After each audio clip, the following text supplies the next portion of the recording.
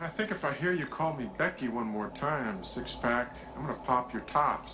All six of them. Who are you?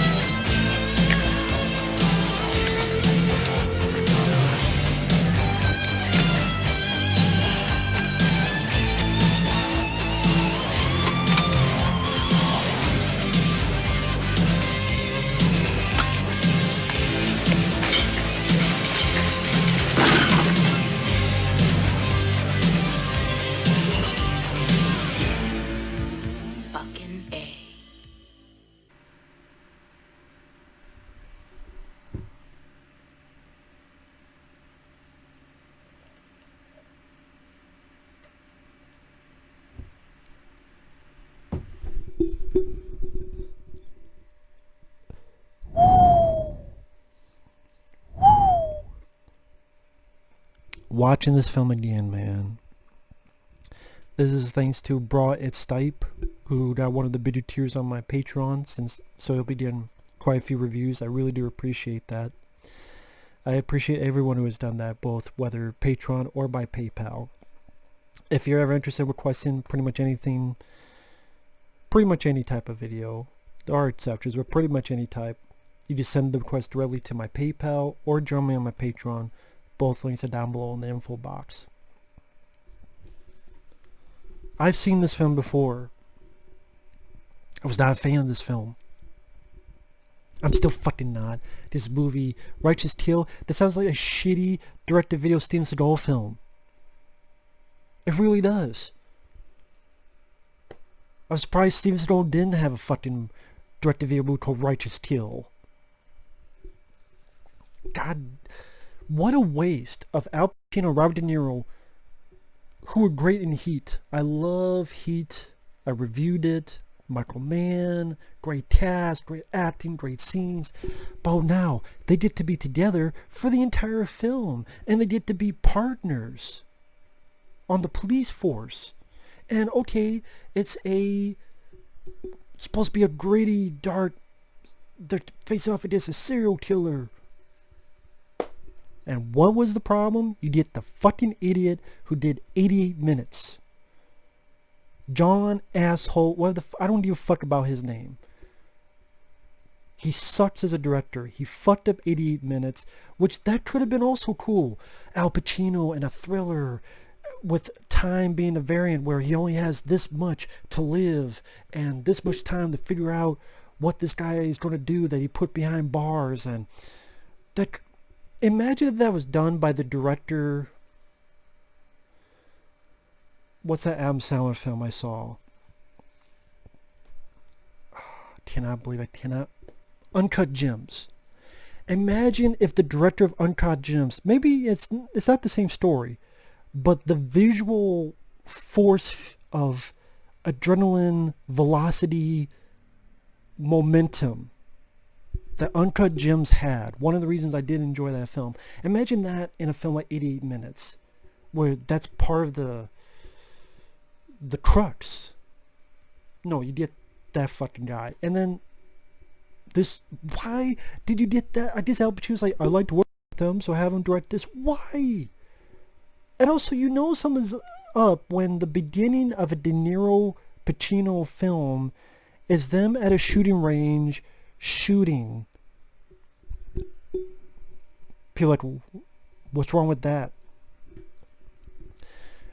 Do you know Robert De Niro and Al Pacino for action films? If this was Arnold and Sly together, that would make sense. Or Van Damme and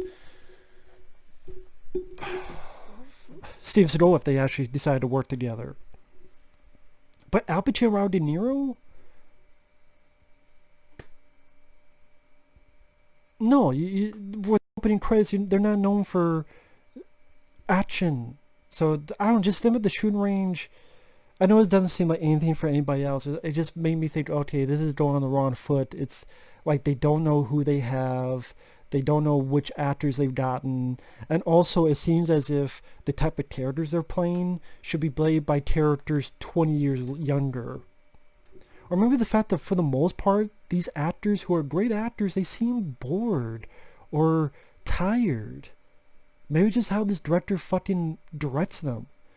And De Niro has his moments, but... And also the cast. You waste such a good cast. You got Brian Dennehy, who's the captain. You got Carla Gugino and John Leguizamo and Donnie Wahlberg as part of the police force. But then for some reason you gotta have fucking 50 Cent in there, who ain't worth 2 fucking quarters. He ain't worth 2 fucking cents as an actor. He's never acted shit in his entire life. Rapping, cool. Acting, no. He's always sucked as an actor. Every fucking film he's in, he's sucked as an actor. Whether it be a steep plan or whatever the fuck else.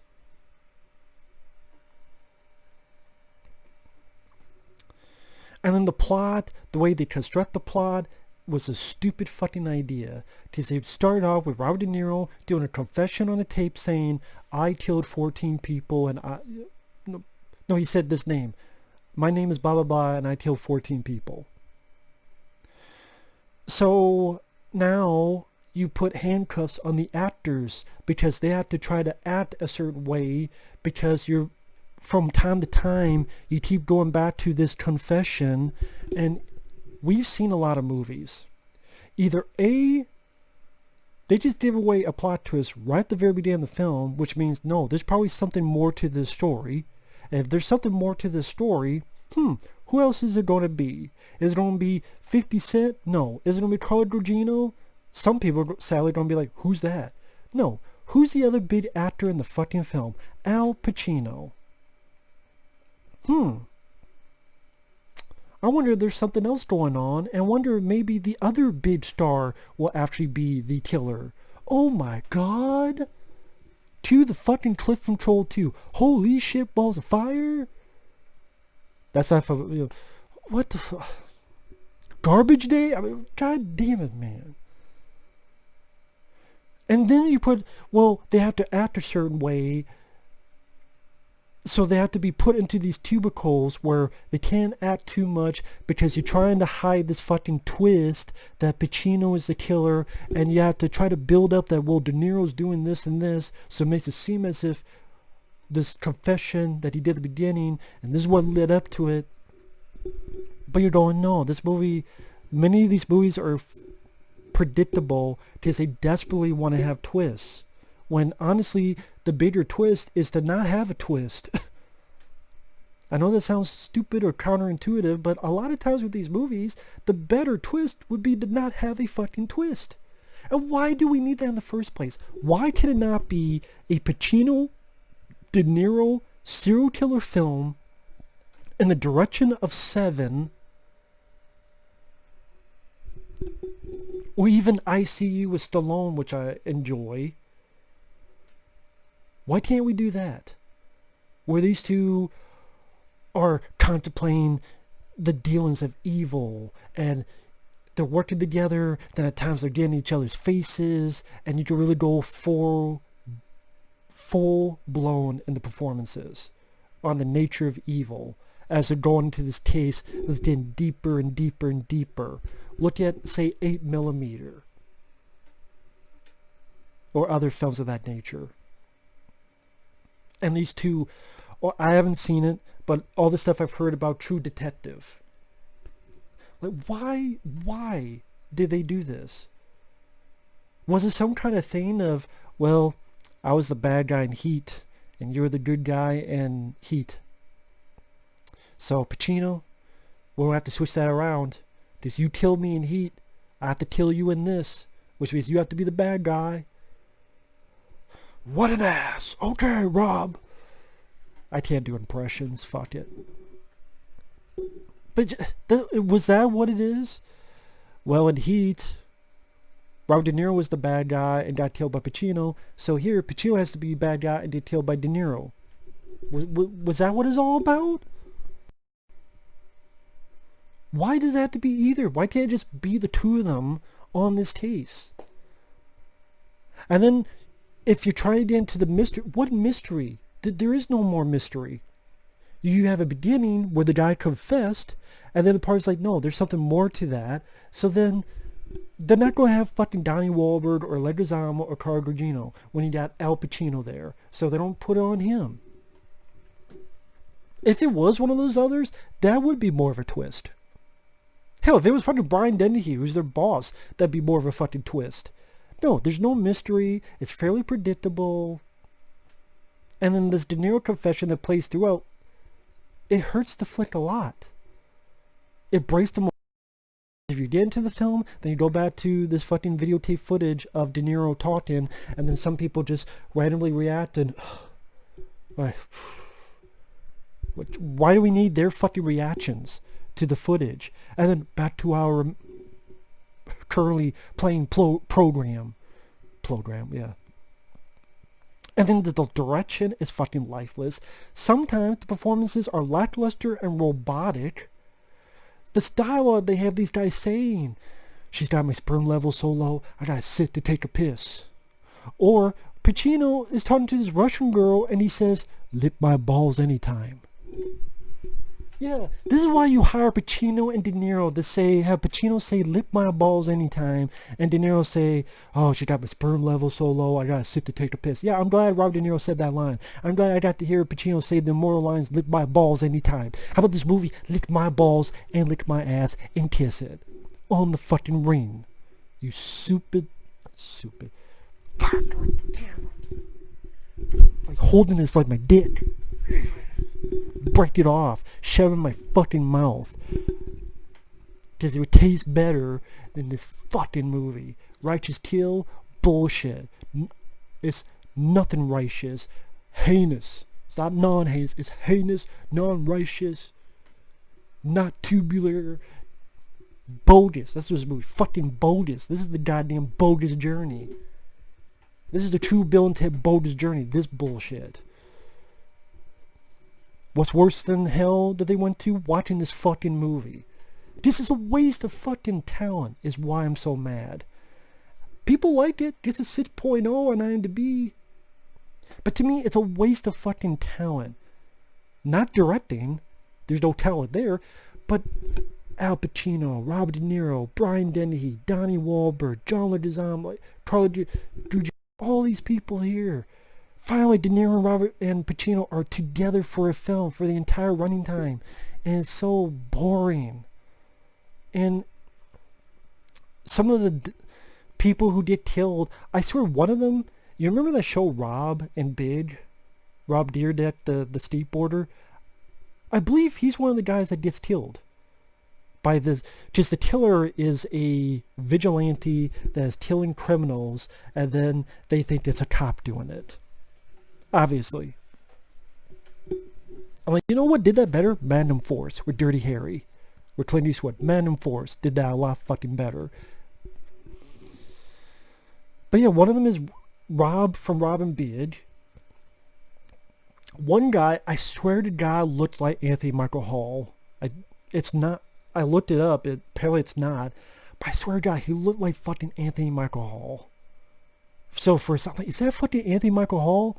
No, apparently not. But it looked like him. It plods along. They think Robert De Niro did it because of his... I'm like, okay, that's such an obvious red herring. We've seen slasher films. Maybe the filmmaker doesn't know. We've seen these things called slasher films which have red herrings. And when you make such... so prevalent... it does the opposite. And so, fucking randomly, Al Pacino drops his journal. Robert De Niro reads it. By this point, Carla Gugino has been raped. And then Al Pacino shoots 50 Cent, who I know is supposed to be, but I laughed at this scene. It wasn't supposed to be, but just he shoots it, and then the guy does like out the window, like he was a fucking dolphin. I know it's not supposed to be funny, but when Pacino shoots 50 Cent, and the way his body's like head first through the window, it looked like he's either going for the diving team, or again like a dolphin, like fucking. Or as Tommy Lee Jones, he took a Peter Pan right off this butt. He did a Peter Pan. Tommy Lee Jones, The Fugitive, much better movie than this. And then this is this long talking between Pacino and De Niro, and like trying to explain his bullshit plot, his bullshit story. And I still don't get why he was about killing vigilantes. I mean, actually that'd be an interesting plot. Someone who kills vigilantes. But a plot killing the bad guys as a vigilante. They still don't really. They try to explain why he also raped Carla Gugino. Just had to do something that was unforgivable. I'm like, why? They try to explain it. I still don't get it. Just, I had to do something unforgivable. And I'm like, why? Because he's nuts. Because he's fucking nuts. He's cuckoo for fucking Cocoa Puffs. And then De Niro, they stupidly have him in this goddamn tracksuit. Which is stupid for your finale. That you have your lead, just De Niro is the lead, in a fucking tracksuit. Like he's ready to jog with the president. You know how in those movies they have the president, they always have the cliche scene with the president jogging and he's wearing those shitty tracksuits? That's what he looks like. Just a goofy fucking tracksuit. Like white, gray tracksuit. Shoots Al Pacino. Pacino's like, let me die. Movie ends. I'm like, fuck, man. Fuck this bullshit. This movie fucking sucks. The performances are not that great. Maybe because they knew the script, because they realized in the middle that this director is a fucking idiot. I don't know. This was the wrong movie for them. Or if you don't have, fuck, take notes from 7. Doesn't have to have the ending of 7, but you take notes of the other stuff, the way it looks, the feel it gives you, the gritty atmosphere, or Resurrection from 1999, or even The Game with David Fincher, 8mm by Joel Schumacher. There's plenty of other fucking films. ICU with Stallone, which I enjoy. There's plenty of other movies. They didn't have to go for this stupid twist. That reminds me of the fucking, well, if I say that, I'll give that movie away. So I better not say it. It was another Pacino film I was going to mention, but yeah, I don't want to give it away.